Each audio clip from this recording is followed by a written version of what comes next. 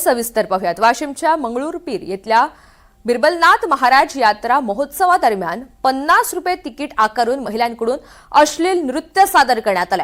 धार्मिक कार्यक्रमांच्या परिसरामध्ये तरुणांची गर्दी, गोंधळ आणि पैशांची उधळण होत असल्याची धक्कादायक माहिती समोर आली। धार्मिक यात्रेच्या नावाखाली सुरू असलेल्या या प्रकारामुळे महिलांच्या सन्मानाचा मुद्दा ऐरणीवर आला।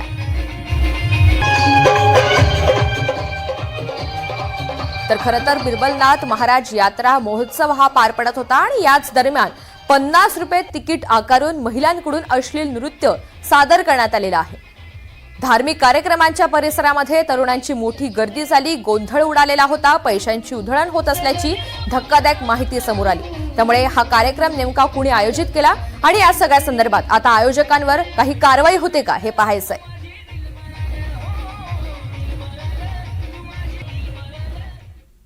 पुन्हा